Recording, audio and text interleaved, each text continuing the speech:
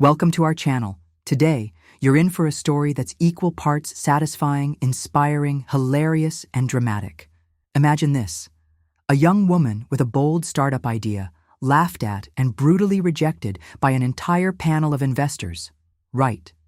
There on stage, they thought she'd walk away, that her dream was nothing more than a joke. But they were wrong. Dead wrong. That very idea they mocked has now turned her into a powerful CEO, coming back to buy out the billion-dollar company of the very people who once ridiculed her. This isn't just a business story. It's a roller coaster of setbacks, drama, and moments that will make you laugh, gasp, and cheer. Make sure you stick around until the end, because every chapter has twists you won't see coming. And don't forget to hit that subscribe button right now, so you never miss another inspiring, drama-filled story. Trust me, you won't regret sticking with us. That day, the spotlight hit a young woman whose hair was still a little messy. She had sprinted from the bus just to make it on time. She was out of breath, straightening her wrinkled shirt, clutching an old laptop, the only weapon she had in this startup battlefield against a panel of investors. For a few seconds, the room went silent. But it wasn't the respectful kind of silence. No, it was the kind of silence dripping with doubt, the kind of silence that says, "Let's watch this train wreck." From the front row, an investor folded his arms, smirking. "Well then, young lady, show us that so-called billion-dollar idea of yours."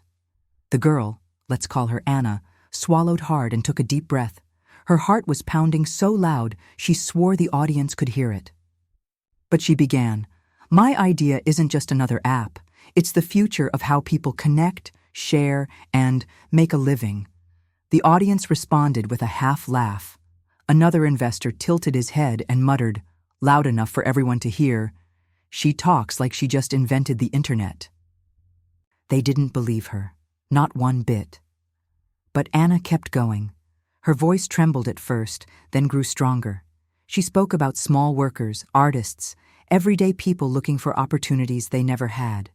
She painted a vision of building a fairer digital community. But the more she spoke, the more she saw those looks, pitying, dismissive, as if they thought, "Poor girl, dreaming in a shark tank." And when she finally finished, no one clapped. Not a single hand. Just a cough or two, some shaking heads, and then the oldest investor delivered the final blow. "Girl, your idea sounds like a fantasy. And trust me, fantasies don't make billions." The room erupted in laughter.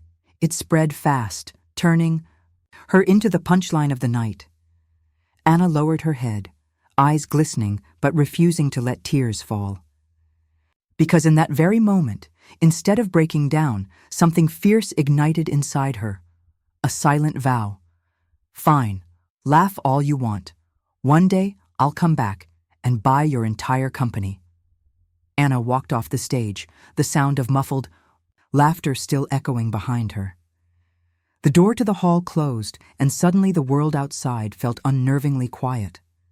Inside, the crowd was still sipping champagne, probably retelling her pitch as the punchline of their cocktail chatter. Outside, Anna sat on the steps, clutching her old laptop like it was the only thing keeping her grounded. Her fingers dug into the casing so hard that her nails left marks on her skin. The wind blew through her messy hair, but she didn't feel the cold. The only thing she felt was the fire in her chest, a mix of humiliation and burning rage. Maybe they're right. The thought flashed through her mind.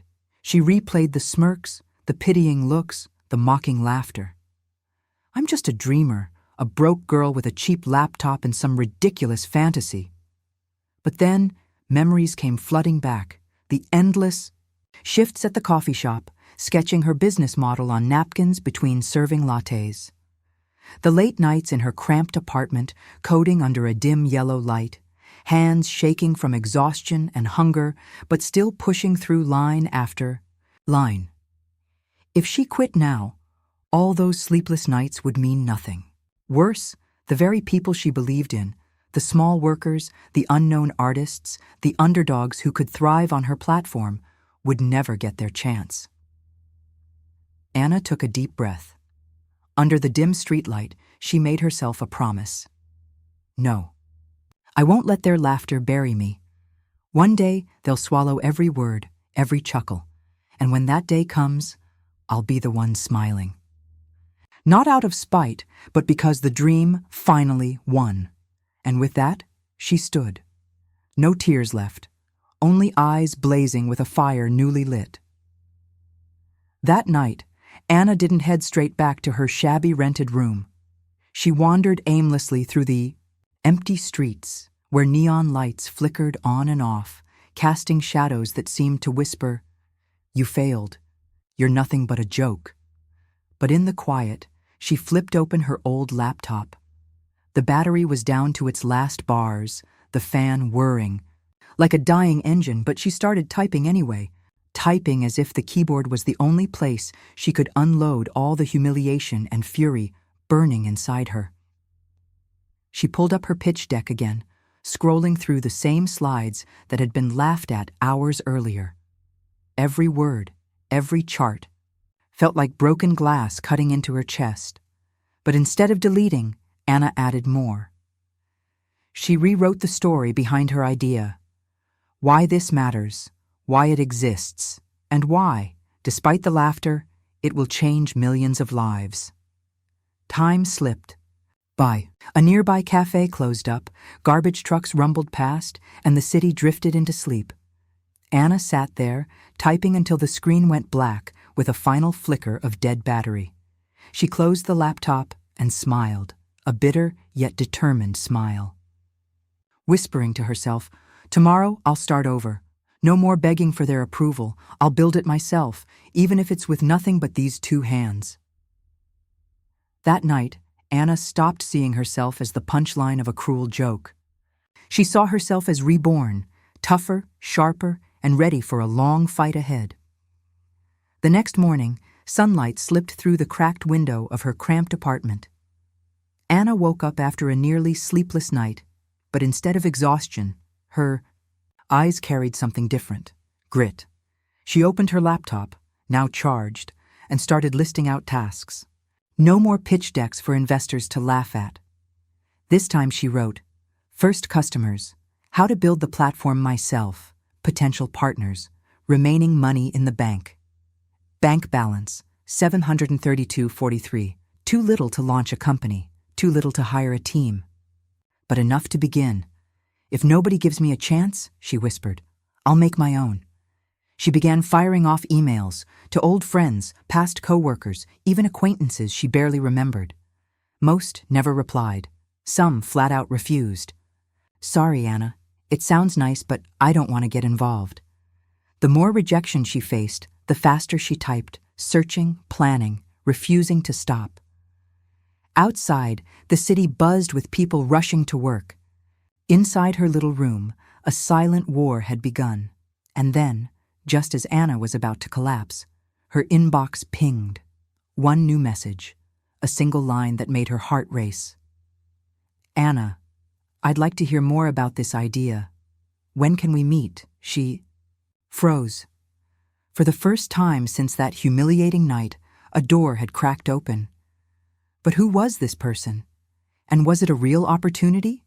Or just another cruel joke waiting to happen? Anna stared at the screen, her heart caught between hope and suspicion.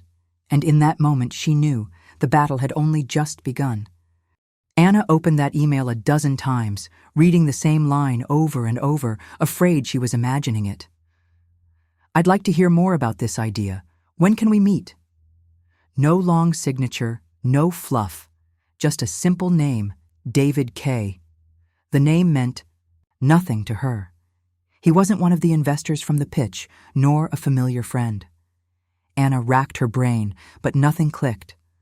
Part of her wanted to hit delete, convinced it was just another scam. But another part couldn't, because after all the laughter, all the rejections, just one person saying, "I'd like to hear more," was enough to make her heart race. And maybe, just maybe, this was the first piece of the puzzle to rebuild her dream. That entire day, Anna couldn't focus on anything else. She typed, deleted, retyped, second-guessing every word. She wanted to sound professional, not desperate. Finally, she sent a short reply. "Hello. Thank you for reaching out. I'd be glad to share more. When would be convenient for you?" Minutes. Later, her inbox lit up again. "Tomorrow, 9 a.m., Cafe 12, Market Street." Anna sat frozen. It was all happening so fast. She glanced at the only outfit she owned that looked remotely professional, the same wrinkled shirt she wore during her humiliating pitch. She let out a bitter laugh. "You again, huh?" But this time, things would be different. Cafe 12 on Market Street wasn't the kind of place investors usually picked. No crystal glasses, no leather chairs, just old wooden tables, a warm yellow glow, and the faint smell of burnt coffee beans hanging in the air. Anna walked in, her heart racing. She tugged at her wrinkled shirt, her worn-out shoes clicking against the tile floor. She scanned the room. No one looked like the millionaire investor she had pictured. No sharp suits, no Rolex glinting under the light. Then a voice called from the back corner, "Anna?" She turned. A man in his 40s, so ordinary it was almost unbelievable. A gray sweater, faded jeans, hair tousled like he'd just rolled out of bed. Nothing about him screamed, "Big money." "You're David Kay?" Anna asked, half skeptical.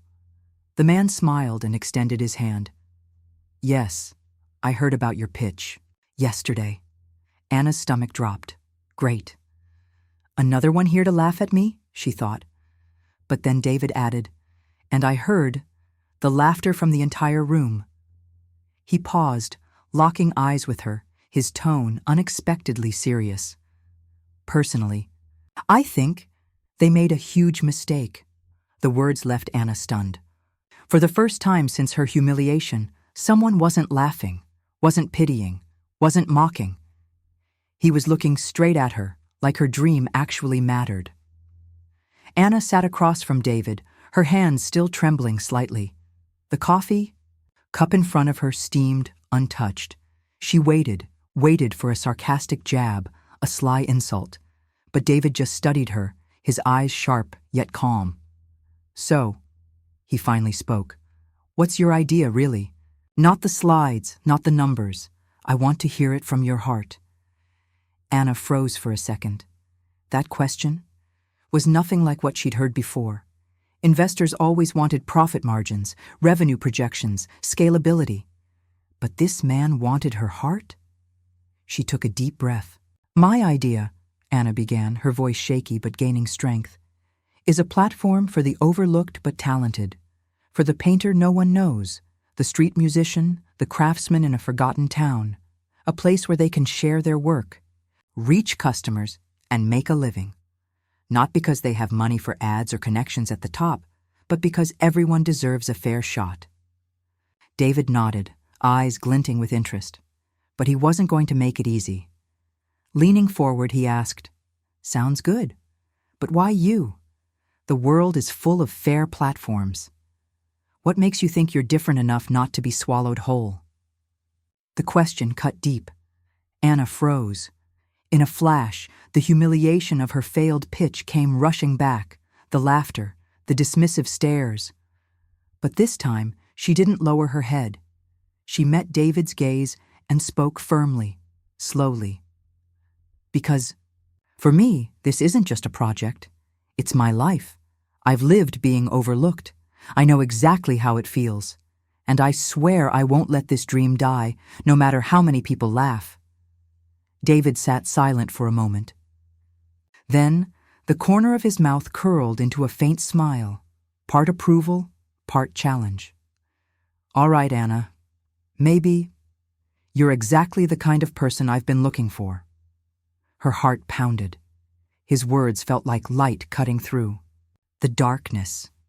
But at the same time, she knew this was only the beginning, and if this was a test, the real trial was yet to come. David stayed silent for a long while, his eyes fixed on Anna. The cafe seemed frozen in time, the only sound a spoon clinking softly against a cup at the next table. Each second stretched like an eternity. Finally, David leaned back in his chair, arms crossed, and spoke. "All right, I believe you have conviction, but conviction isn't enough. This world is full of dreamers. I need to know if you're willing to bleed, sweat, and suffer to make that dream real." Anna clenched her fists under the table. "I'm ready," she said quickly, without hesitation. David's lips curved ever so slightly, as if he'd been waiting for that answer. He pulled a card from his pocket and slid it across the table. It didn't bear the name of some flashy investment firm. Just 3 words. The Catalyst Group. "Tomorrow," he said, voice low and firm, "there's a private meeting. The people there aren't like the panel you faced. They don't laugh at ideas. They look for the kind of crazy that changes the world. But—" he leaned in, his eyes sharp as steel. "They're ruthless. If you're not strong enough, they'll tear you apart faster than those investors did." Anna stared at the card, her chest tightening with equal parts hope and dread. Was this her real chance, or a doorway straight into hell? David stood, laid money on the table, and walked away, leaving only one line behind. 9 a.m. Don't be late, and be ready for the shock of your life. Anna sat frozen, the small card glowing on the table like it was on fire. She knew, stepping through this door meant there was no turning back. The next morning, Anna arrived nearly 30 minutes early, but her heart pounded as if she were already late, for life. Yesterday's cozy cafe was just a memory. Today, the meeting place was a sleek glass tower, no signs, no logos, just a revolving door guarded by 2 men in black suits. Anna drew a deep breath and stepped forward. One of the men scanned her from head to toe, then gave a small nod, as if her arrival had been expected. He didn't ask for ID, just said, "Straight ahead, elevator 4, 27th floor." Inside the elevator, Anna caught her reflection. In the cold mirror. The wrinkled shirt, the hastily tied hair, the worn-out shoes, they all screamed outsider. But in her eyes, something burned. Determination. When the doors slid open on the 27th floor, she stepped into a wide room lit by soft lamps. A long oval table stretched across the center, surrounded by about 10 faces waiting in silence.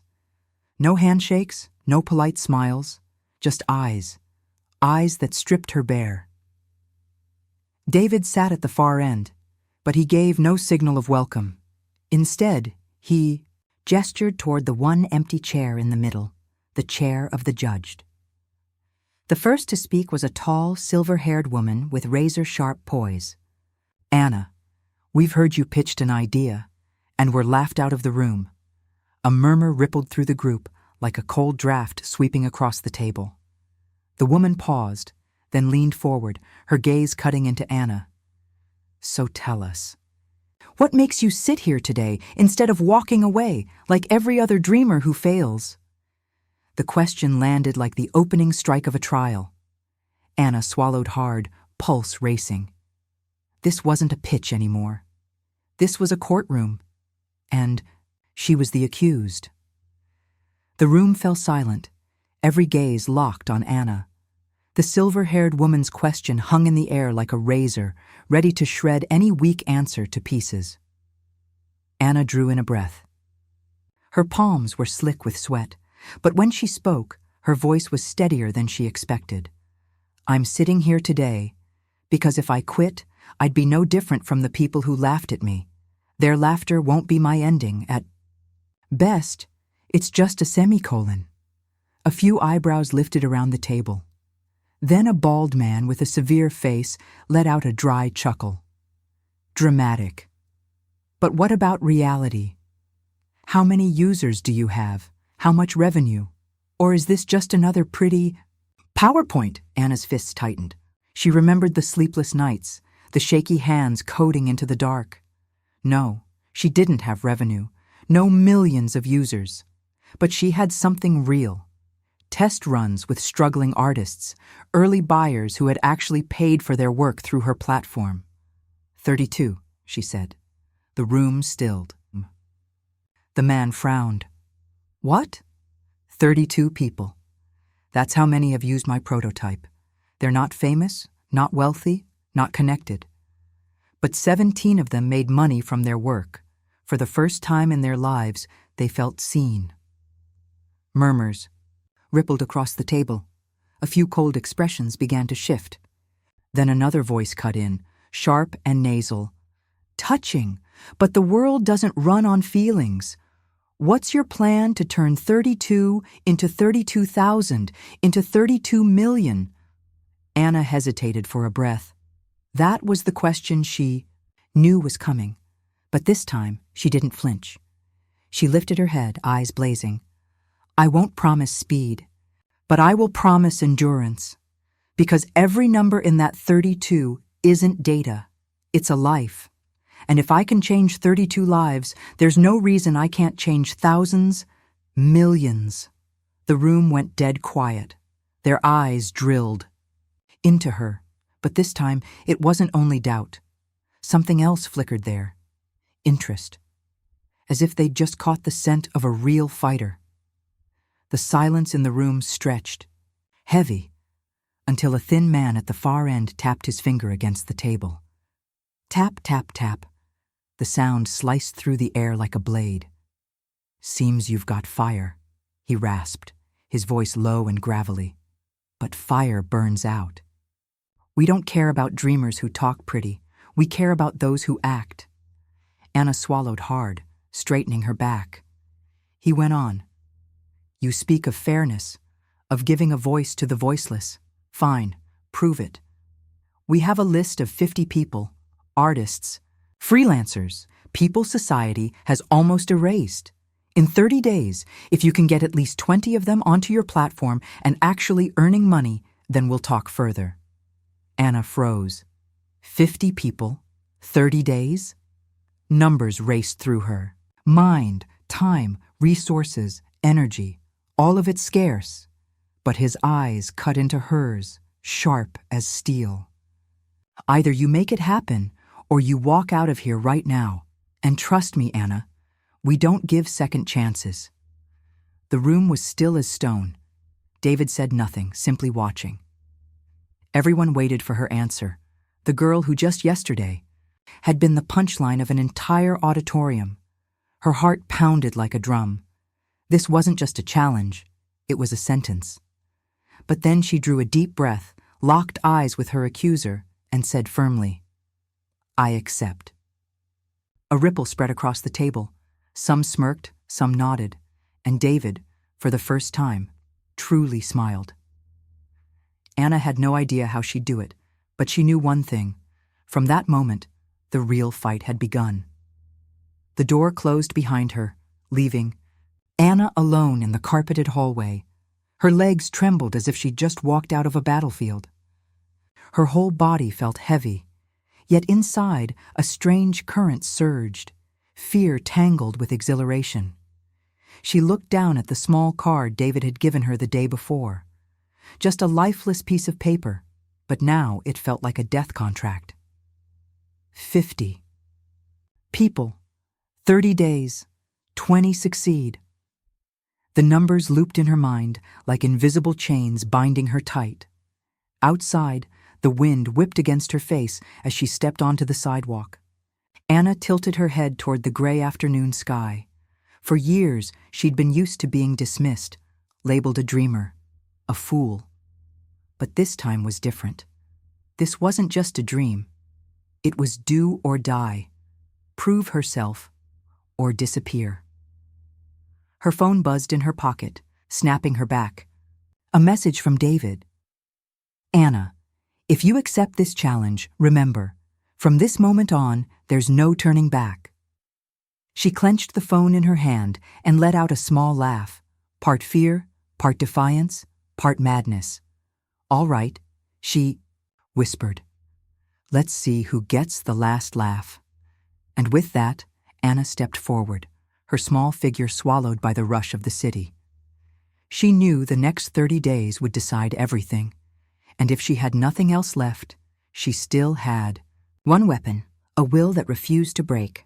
On the first day of the challenge, Anna sat in her cramped apartment staring at a blank sheet of paper with 3 words scrawled across it: 50 people. She looked at the number like it was a massive wall blocking her path.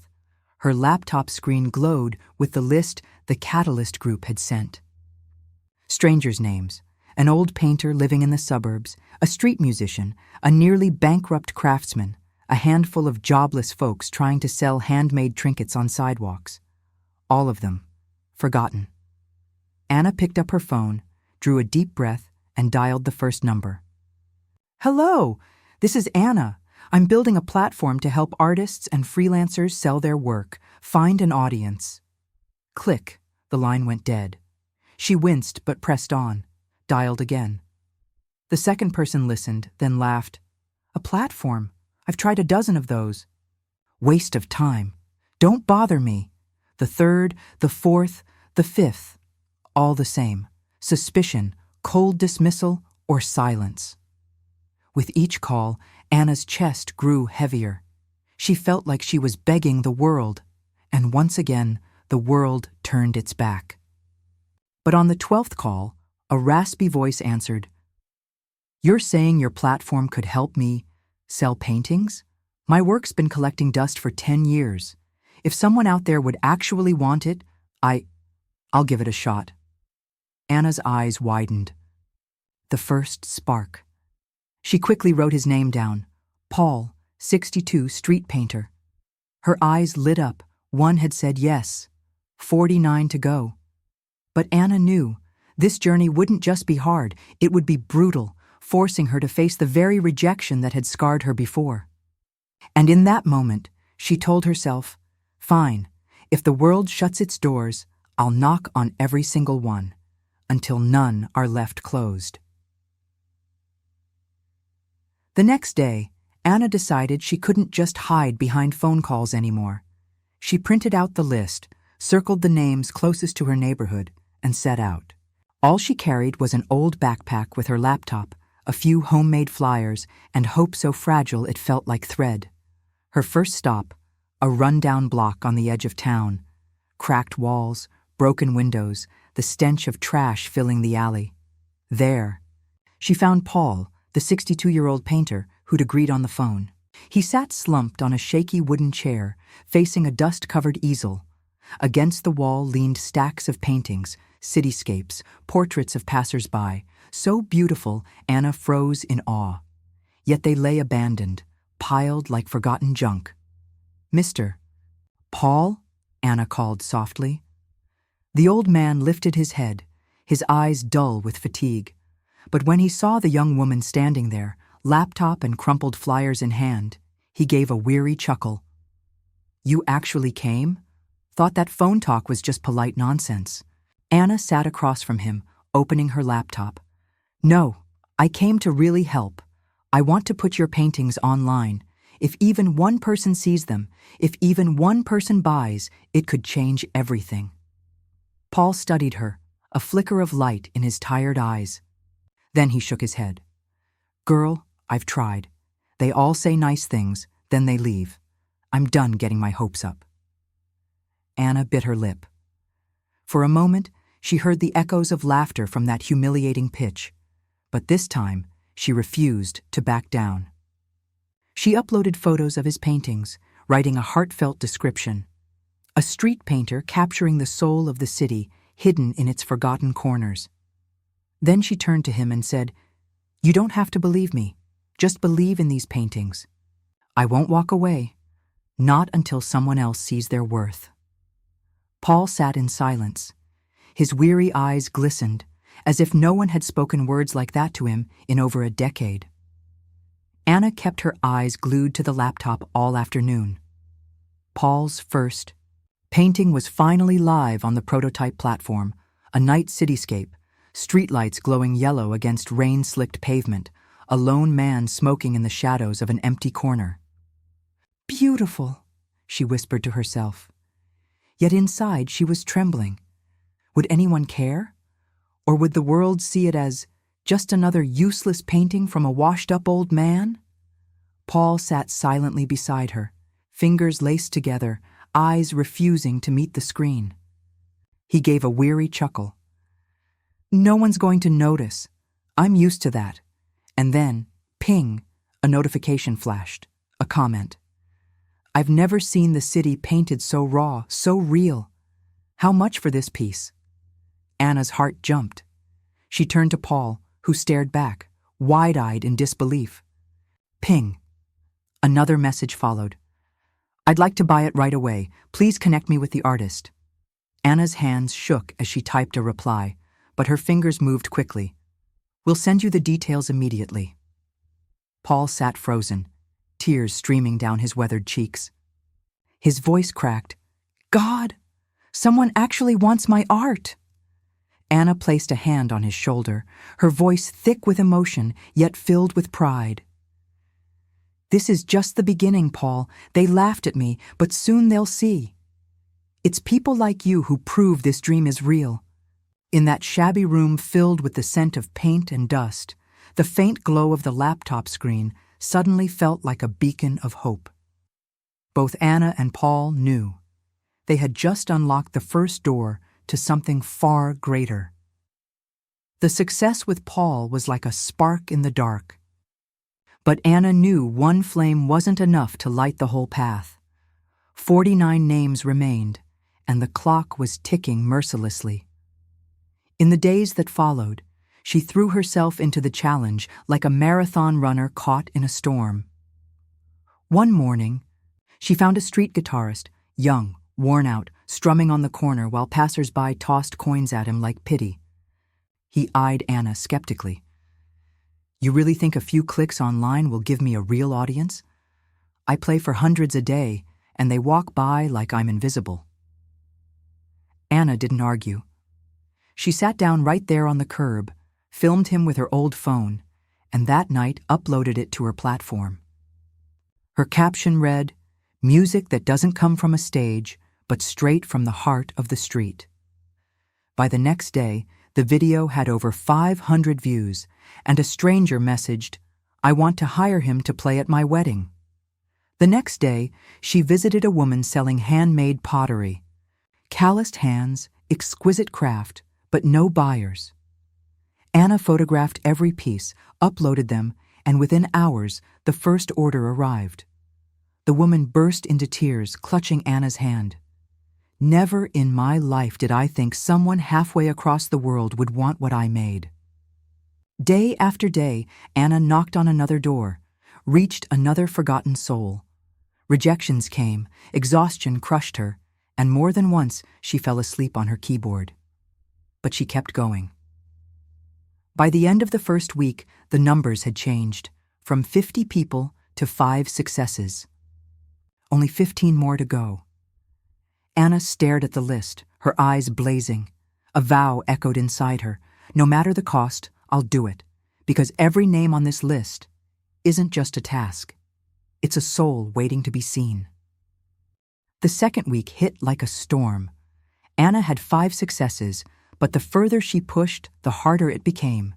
Each day she woke with swollen eyes, aching hands from endless typing, and a stomach that survived on cheap coffee and instant noodles. Her desk was buried under a maze of sticky notes, names, phone numbers, addresses, statuses, scribbles like "needs convincing." But the worst wasn't the physical exhaustion. It was the clock. Every morning, her phone lit up with a reminder, 23 days left, 45 people to go. More rejections piled up than wins. Some snapped at her. "Are you a scammer? I don't trust any of that online crap." Others laughed bitterly. "Girl, we don't need a platform. We're used to being invisible." Each word cut deep. Some nights she collapsed on her keyboard, whispering to herself, Maybe they're right. Maybe this is impossible." But every time the thought of quitting crept in, she remembered Paul, the 62-year-old crying when his painting finally sold. The street guitarist hired to play at a wedding. The potter who saw her craft cross borders for the first time. They pulled her back, kept her standing, and then one late night, as she was nearly spent, her phone buzzed. A message from an unknown number. "Anna, I've heard you're doing something crazy. I want to meet." Her chest tightened. Who was watching her? A new chance, or another trap waiting in the shadows? That short message kept Anna awake all night. She didn't know whether to reply or delete it. But something deep inside whispered, if she didn't go, she might miss a door that would never open again. The next morning, she finally texted back, "Who are you? Where do we meet?" The reply came instantly. "Old Cafe, corner of 7th. Tonight, 7 p.m. All day, Anna was restless. After so many humiliations, trust didn't come easy anymore. Yet a fire inside pushed her. You have to try. At 7 p.m., she stepped into a dim cafe, yellow lights flickering overhead. In the corner, a middle-aged man sat with a thick notebook in front of him. He looked up as she entered. "Anna?" She nodded, sliding into the seat. The man smiled faintly, extending his hand. "I'm Marcus. I teach music to street kids. I've heard about what you're doing, and I think we need to talk." Anna blinked. "You're on the Catalyst list too?" Marcus nodded. "That's right. And I don't trust easily. But then I saw Paul's story. I've known him for years. For the first time, I saw his eyes light up again." Anna sat stunned. Marcus leaned forward, voice warm but sharp. "If you can make an old man like Paul believe in himself again, maybe I should give you a chance too. But Anna," he paused, eyes steady and intense, "this won't be easy. I've got over 30 kids depending on me. If you fail, it's not just me. It's them losing faith all over again. And I won't allow that." Anna swallowed hard. The weight doubled, but so did the rhythm of her heart. This wasn't just one more name on a list. This was a chance to reach an entire generation that had been forgotten. She clenched her fist, nodding firmly. "I won't let you or those kids down." The next day, Marcus led Anna to a small room inside a crumbling building, where the sound of a badly tuned guitar leaked from behind a wooden door. When she stepped inside, Anna froze. About 30 children crowded into the tiny space. The walls were cracked, the ceiling leaked. Some clutched guitars with missing strings, others held cheap plastic flutes, a few simply clapped rhythms with their hands, but their eyes, bright, eager, alive, shone brighter than any stage light. "Kids, this is Anna," Marcus said. "She believes your music deserves to be heard by the world." Anna hesitated. Dozens of little eyes lit up at her, filled with curiosity and fragile hope. Her heart trembled. She remembered herself at 16, dreaming of being seen, only to be dismissed and ignored. A skinny boy, maybe 12, stepped forward with a guitar missing a string. His voice was small but steady. "Miss, do you really think anyone out there wants to hear us? Grown-ups never care." The question cut like a knife. Anna crouched down, met his gaze, and smiled softly. "Yes, and I'll do everything I can to prove it." Marcus stood behind, arms crossed, nodding, but his voice was firm. "If you want them to believe, show them. Don't just say it." Anna nodded back. Right then and there, she opened her laptop and asked the kids to play a song. The guitar wobbled, the flute squeaked, the singing was raw, but the room pulsed with a truth no polished stage could ever match. She recorded it, uploaded the video, and typed the caption. "Music that doesn't come from studios, but from the hearts of forgotten children." As she hit post, Anna knew this wasn't just a test for the project, it was a test for her own heart and conscience.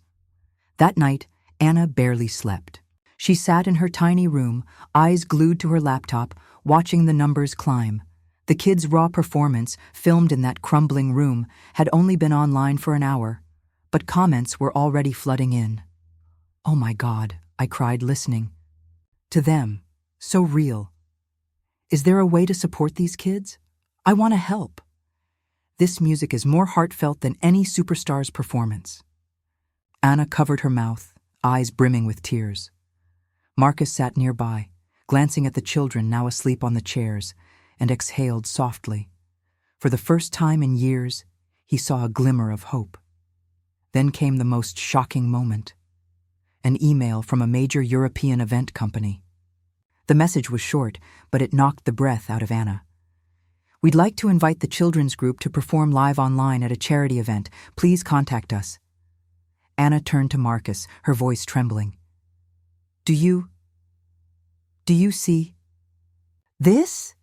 They really want the kids." Marcus froze, his weary eyes glistening after so many years of disappointment. He simply nodded, resting a hand on Anna's shoulder. "You've done something I no longer dared believe. But Anna, remember, this is just one small step. The road ahead is still long." Anna stared back at the screen, hundreds of likes and comments pouring in. Her heart pounded. Yes, she still needed 20 successes. Yes, the clock was ticking. But now she wasn't alone. In that moment, she whispered to herself, "This isn't just a challenge anymore. This is becoming a revolution, born from the forgotten." 20 days had passed.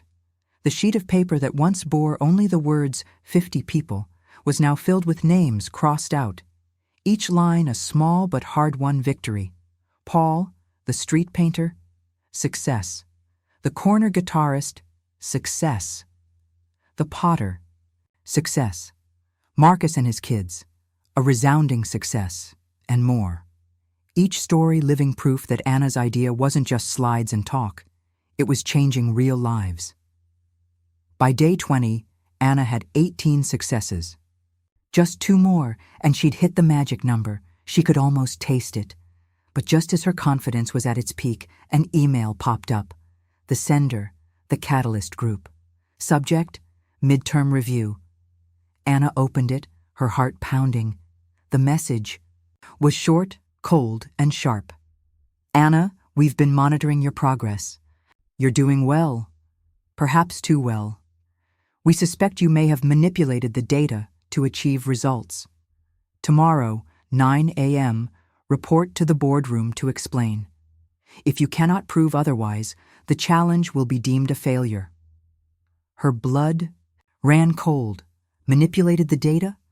Those numbers weren't fake. They were sweat, tears, the fragile hopes of people who'd trusted her. And now, they doubted it all? She stared at the names crossed off her list, her hand trembling. Was this just a ploy to knock her out right before the finish line? Outside, the city lights blazed against the night sky, but inside Anna's chest, only darkness pressed heavy. She whispered to herself, "Tomorrow, I'll face them. Even if they want to make me a joke again, this time, I won't run."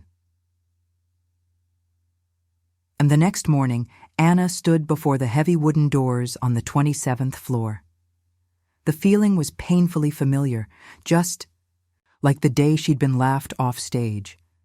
But this time, her heart didn't tremble. It pounded like war drums.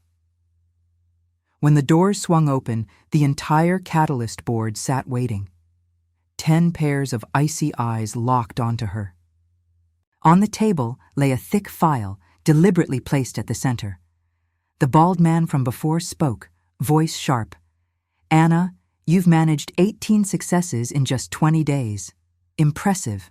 Almost too impressive. So tell us, did you truly achieve this? Or are you just skilled at polishing reports?" Anna drew a deep breath. She knew this was it, the moment she would either prove herself or be crushed. She set her laptop on the table, pulling up raw evidence, photos, messages, receipts, proof of every sale and service delivered. Every detail was real. "This is Paul, 62, a street painter. Here's the receipt from his first sale. This is Marcus and the children. Their video reached thousands and earned an online performance invitation. Here's Lucy, the potter, with her first international orders. As she spoke, as proof flashed across the screen, the tension in the room shifted. Cold faces tightened, some eyes flickered with doubt, even intrigue. But then the silver-haired woman, the most powerful in the room, leaned forward, her gaze cutting deep. Touching. But Anna, do you know the difference between a nice story and a real business? A nice story can make a few people cry. A real business makes millions open their wallets. Anna's chest tightened. Yes, that was the brutal truth. The room held its breath. Everyone waited to see if the young girl would break or stand her ground. Anna lifted her chin, her eyes fierce. Then give me the chance to turn this story into a real business. I won't promise millions yet, but I've already proven that at least 18 lives have changed. And that's only the beginning. The air thickened, as if the entire room was holding still. Another battle had just begun. The room hung in silence until, suddenly the thin man with razor-sharp eyes slammed the table. Enough. Pretty words, touching evidence. But we don't care about what you did. We want to know what you can do right here, right now. Anna froze. What do you mean? The man tossed a slim file onto the table. On the cover, immediate test list, 5 names. In the next 48 hours, you must convince at least 2 of these people to join your platform and generate 1 real transaction. No PowerPoints, no promises, real results. Fail, and you're done, permanently. Anna glanced at the list. 5 names, each one tougher than anything she'd faced. A street singer banned from performing after a fight, a once famous craftsman, now bankrupt. A single mother who'd failed on 4 e-commerce sites, a young artist ridiculed as freakish and blacklisted, an old man once arrested for selling counterfeits. Each name was a ticking time bomb. Her heart pounded, sweat dampening her forehead. Catalyst had set her up with an impossible test, but their cold stares made one thing clear. This was no joke. She drew a breath, lifted her head, and met their eyes. Fine, I'll do it. The room stirred. Some smirked, others scribbled notes. David only watched her, a faint curve on his lips. Anna walked out clutching the file, heavy as a mountain. 48 hours, 5 impossible people, 2 real wins, she whispered into the cold air. All right, if this is the final hand, I'll play it all the way. Anna walked out of the tower clutching the file. 48 hours, 5 impossible people. She knew Catalyst had stacked the deck against her, hoping to crush her right at the finish line. But inside, instead of fear, a fire roared to life. The first night, she tracked down the street singer banned for fighting. He sat slumped in a dingy bar, voice rough with whiskey. When Anna pitched her idea, he laughed bitterly. You want me singing online? I can't even sing on the street anymore. Anna didn't give up. She placed her phone on the table, playing the video of the kids singing. He went silent, eyes softening. Finally, he nodded.